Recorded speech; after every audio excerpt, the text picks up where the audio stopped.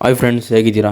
ನಾವು ಇಷ್ಟು ದಿನ BJP ಬಗ್ಗೆ ಕೇಳಿದ್ದೀವಿ, ಕಾಂಗ್ರೆಸ್ ಬಗ್ಗೆ ನೋಡಿದ್ದೀವಿ, JDS ಬಗ್ಗೆನೂ ಕೇಳಿದ್ದೀವಿ, ಆಮ್ ಆದ್ಮಿ ಬಗ್ಗೆನೂ ಕೇಳಿದ್ದೀವಿ. ಆದರೆ ಈಗ ಭಾರತಕ್ಕೆ ಹೊಸ ಪಾರ್ಟಿ ಬಂದ್ಬಿಟ್ಟಿದೆ. ಯಾವುದಪ್ಪ ಅದು ಅಂದರೆ cockroach Janata party, cockroach Janata ಪಕ್ಷ. ಇದೇನಿದು ಹೆಸರೇ ಒಂಥರ ವಿಚಿತ್ರವಾಗಿದೆಯಲ್ಲ, ಜಿರಳೆ ಜನತಾ ಪಕ್ಷನ? ಹೌದು, ಬಟ್ ಈ ಪಕ್ಷ ಇದೆಯಲ್ಲ, ಇನ್ಸ್ಟಾಗ್ರಾಮಲ್ಲಿ ಒಂದು ಹೊಸ ಟ್ರೆಂಡ್ ಶುರು ಮಾಡಿಬಿಟ್ಟಿದೆ. ಏನಂದರೆ ಸೋಷಿಯಲ್ ಮೀಡಿಯಾದಲ್ಲಿ ಈಗಾಗಲೇ ಕೇವಲ ಬರೀ 2-3 ದಿನದಲ್ಲಿ 20 ಮಿಲಿಯನ್ಸ್ ಅಂದರೆ 2 ಕೋಟಿ ಜನ ಇದನ್ನು ಫಾಲೋವರ್ಸ್ ಮಾಡ್ತಾಯಿದ್ದಾರೆ. ಹೌದಾ, ಏನಿದು ಜಿರಳೆ ಪಕ್ಷ ಇಟ್ಕೊಂಡು ಈ ಥರ ಫಾಲೋವರ್ಸ್ ತೊಗೊಂಡ್ಬಿಟ್ಟವ್ರು? ಆ ಜಿರಳೆ ಅನ್ನೋ ಪದ ಒಂದು ರೀತಿ ಅಸಹ್ಯಕರ. ಯಾರಾದರೂ ಬೈದ್ರೆ ಏನು ಜಿರಳೆ ಥರ ಆಡ್ತಾನೆ, ಏನು ಒಳ್ಳೆ ಕಾಕ್ರೋಚ್ ನನ್ನ ಮಗ, ಇವನು ಪ್ರಾಣ ಹಿಂಡ್ತಾನೆ, ಬರ್ತಾನೆ, ಈ ಥರ ಮಾಡ್ತಾನೆ ಅನ್ನೋ ಥರ ನಾವು ಬೈತಿರ್ತೀವಿ. ಇಂಥ ಹೆಸರು ಇಟ್ಕೊಂಡು ಒಂದು ಪಕ್ಷ ಸ್ಟಾರ್ಟ್ ಮಾಡಿ ಈ ಥರ ಸೃಷ್ಟಿ ಮಾಡ್ತಿದ್ರಲ್ಲ, ಈ ಪಾರ್ಟಿ ಹುಟ್ಟಿದ್ದು ಹೆಂಗೆ ಅಂತ ಯೋಚನೆ ಮಾಡೋಣ ಬನ್ನಿ. ಲಾಸ್ಟ್ ಮೇ 15ನೇ ತಾರೀಕು ಸುಪ್ರೀಂ ಕೋರ್ಟ್ ಜಡ್ಜ್ ಆದಂತಹ ಸೂರ್ಯಕಾಂತ್ ಅವರು ಯಾವುದೋ ಒಬ್ಬ ಲಾಯರ್ ಜೊತೆ ವಾಗ್ವಾದ ನಡೆಸಬೇಕಾದ್ರೆ ಅವರು ಬೈತಾ ಪ್ಯಾರಾಸೈಟ್ಗಳು ಹಾಗೂ ಕೆಲವರು ನಕಲಿ ಡಿಗ್ರಿಗಳನ್ನ ಮಾಡಿಸ್ಕೊಂಡು ಕೆಲಸ ಇಲ್ಲದೆ ಜಿರಳೆಗಳ ಥರ ಸೋಷಿಯಲ್ ಮೀಡಿಯಾಗಳಲ್ಲಿ ಯಾವ ಉಪೋಸ್ಟ್ಗಳು ಹಾಕ್ಕೊಂಡು ಮ್ಯೂಸ್ ಕ್ರಿಯೇಟ್ ಮಾಡ್ಕೊಂಡಿರ್ತಾರೆ, ಅವ್ರಿಗೇನು ಕೆಲಸ ಇರಲ್ಲ ಅಂತ ಆ ಥರ ಬೈತಿದ್ರು. ಆದರೆ ಮೇ 15ನೇ ತಾರೀಕು ಈ ಥರ ಹೇಳಿದ್ರು. ಮೇ 16ನೇ ತಾರೀಕು ಯುವ ಸಮೂಹ ಒಂದು ಕಾಕ್ರೋಚ್ ಜನತಾ ಪಕ್ಷ ಅಂತ ಹೆಸರಿಟ್ಟು ಒಂದು ಪೇಜ್ನ ಶುರು ಮಾಡಿ ಒಂದು ಅಕೌಂಟ್ನ ಶುರು ಮಾಡ್ತಾರೆ. ಅಕೌಂಟ್ ಶುರುವಾಗಿ ಕೇವಲ ಒಂದೇ ದಿನಕ್ಕೆ 10 ಲಕ್ಷ ಫಾಲೋವರ್ಸ್ ಹೋಗ್ತಾರೆ. ಮತ್ತು ಎಲ್ಲ ಕಡೆ ಭಾರಿ ಸದ್ದು ಮಾಡ್ತು. ಈ ಥರ ಹೇಳಿಕೆ ಕೊಟ್ಟಿದ ತಕ್ಷಣ ಜಡ್ಜ್ ಅವರು ಈ ಥರ ಆಗ್ತಿದೆಯಲ್ಲ ಅಂತ ಹೇಳಿ ಅವರು ಅದಕ್ಕೆ ಯುವಜನತೆ ಮುಂದೆ ಏನಂದರೆ ಅವರು ತಮ್ಮ ಎಕ್ಸ್ ಖಾತೆಯಲ್ಲಿ ನಾನು ಹೇಳಿದ್ದು ಎಲ್ಲ ಯುವಜನತೆಗಲ್ಲ, ಕೆಲವರು ನಕಲಿ ಡಿಗ್ರಿ ತೊಗೊಂಡಿರ್ತಾರಲ್ಲ ಅಂಥವ್ರಿಗೆ ನಾನು ಈ ಮಾತನ್ನು ಹೇಳಿದ್ದು ಅಂತ ಕ್ಲಾರಿಫಿಕೇಷನ್ ಕೊಟ್ಟರು. ಆದರೂ ಕೂಡ ಇದು ಫಾಲೋವರ್ಸ್ ಜಾಸ್ತಿನೇ ಆಗ್ತಿತ್ತು. ಕೇವಲ 3 ದಿನಕ್ಕೆ 2 ಕೋಟಿ ಆಗೋಗಿದ್ದಾರೆ. ಈ ಪಾರ್ಟಿನ ಸ್ಟಾರ್ಟ್ ಮಾಡಿದ್ದು ಯಾರಪ್ಪ ಅಂದರೆ ಅಭಿಜಿತ್ ದೀಪ್ಕೆ ಅನ್ನುವಂಥ ಒಬ್ಬ 30 ವರ್ಷದ ಯುವಕ. ಯಾರಿವನು ಅಂದರೆ ಈತ ಜರ್ನಲಿಸಮನ್ನು ಮಾಡಿ ಈಗ USA ವರ್ಕ್ ಮಾಡ್ಕೊಂಡಿದ್ದಾನೆ. ಆದರೆ ಈತ 2020-22ರಲ್ಲಿ ಮೊದಲು ಆಮ್ ಆದ್ಮಿ ಪಾರ್ಟಿಯಲ್ಲಿ ತನ್ನನ್ನು ತಾನು ತೊಡಗಿಸ್ಕೊಂಡಿದ್ದ. ಆದರೆ ಈಗ ಕಾಕ್ರೋಚ್ ಜನತಾ ಪಕ್ಷ ಅಂತ ಸ್ಟಾರ್ಟ್ ಮಾಡ್ಕೊಂಡು ಹೊಸ ಟ್ರೆಂಡ್ ಶುರು ಮಾಡಿಬಿಟ್ಟಿದ್ದಾನೆ. ಈ ಪಕ್ಷಕ್ಕೆ ಯಾರು ಬೇಕಾದರೂ ಸೇರ್ಬೋದಾ? ಏನಾದರೂ ಕ್ವಾಲಿಫಿಕೇಷನ್ ಇದೆಯಾ? ಹೌದು, ಕೆಲವು ಕ್ವಾಲಿಫಿಕೇಷನ್ಸ್ ಇದೆಯಂತೆ. ಯಾವ ಥರ ಅಂದರೆ ಈ ಪಕ್ಷಕ್ಕೆ ಸೇರ್ಕೊಬೇಕಾದ್ರೆ ನೀವು ನಿರುದ್ಯೋಗಿ ಅಂದರೆ ನಿಮ್ಗೆ ಕೆಲಸ ಇಲ್ದಿರ ಆರಾಮಾಗಿ ಇರುವಂಥವ್ರು ಬೇಕು, ಕೆಲಸನೇ ಇರಬಾರ್ದು ನಿಮಗೆ, ಮತ್ತು ಸೋಂಬೇರಿಯಾಗಿರಬೇಕು, ಕೆಲಸ ಇಲ್ಲದೆ ಸೋಂಬೇರಿಯಾಗಿರುವಂಥವ್ರು.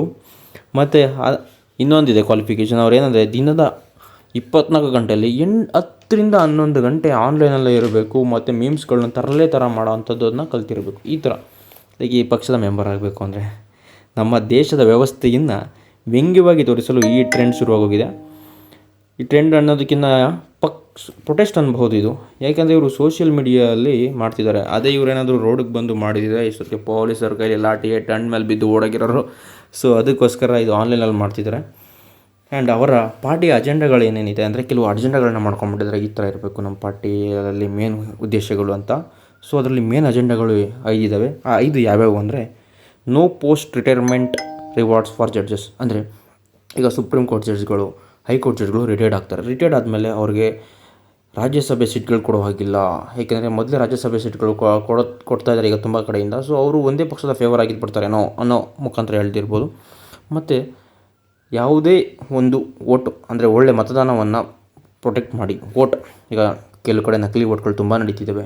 ಸೊ ನಕಲಿ ಓಟ್ಗಳನ್ನೆಲ್ಲ ಡಿಲೀಟ್ ಮಾಡಿ, ಮತ್ತು ಕೆಲವು ಒಳ್ಳೆ ಓಟ್ಗಳನ್ನ, ಕೆಲವು ವ್ಯಕ್ತಿಗಳು ಇನ್ನೂ ಬದುಕಿದ್ದಾರೆ, ಸತ್ತೋಗಿದ್ದಾನೆ ಅಂತ ಓಟ್ಗಳನ್ನೆಲ್ಲ ಕ್ಯಾನ್ಸಲ್ ಮಾಡ್ತಿದ್ದಾರೆ. ಅಂಥ ಓಟ್ಗಳನ್ನ ಉಳಿಸಿ ಒಂದೊಂದು ಮತದಾನವೂ ಕೂಡ ಉಳಿಬೇಕು. ಒಂದು ಒಳ್ಳೆಯ ಓಟು ಹಾಳಾಯಿತು ಅಂದರೆ ಅದು ಟೆರರಿಸಮ್ಗಿನ್ನ ದೊಡ್ಡದು ಅನ್ನುವಂಥ ಹೇಳ್ತಿದ್ದಾರೆ.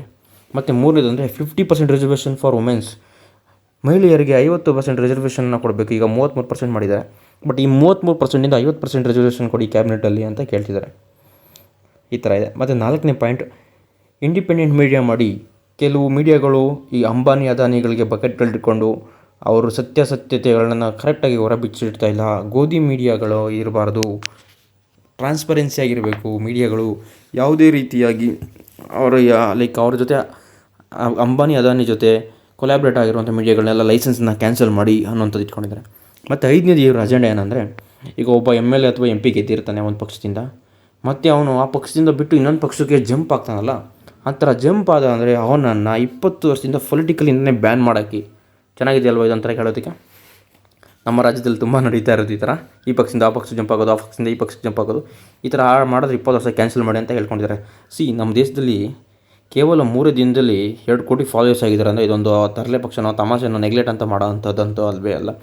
ಇದರಲ್ಲಿ ನಾವೇನು ಗಮನಿಸಬೇಕು ಅಂತ ಸ್ನೇಹಿತರೆ, ನಮ್ಮ ದೇಶದ ಯುವ ಸಮೂಹ ನಮ್ಮ ದೇಶದಲ್ಲಿ ನಡೆಯುತ್ತಿರುವಂಥ ನಿರುದ್ಯೋಗ ಸಮಸ್ಯೆ ಭ್ರಷ್ಟಾಚಾರ ಸಮಸ್ಯೆ ಹಾಗೂ ರೀಸೆಂಟಾಗಾದಂತಹ ನೀಟ್ ಪೇಪರ್ ಲೀಕ್ಗಳು ಅಕ್ರಮಗಳನ್ನ ನೋಡಿ ಬೇಸತ್ತು ತಮ್ಮ ಕೋಪವನ್ನು ಈ ರೀತಿ ವ್ಯಂಗ್ಯವಾಗಿ ಆಕ್ರೋಶವನ್ನು ವ್ಯಕ್ತಪಡಿಸ್ತಿದ್ದಾರೆ ಅಂತ ಹೇಳ್ಬೋದು.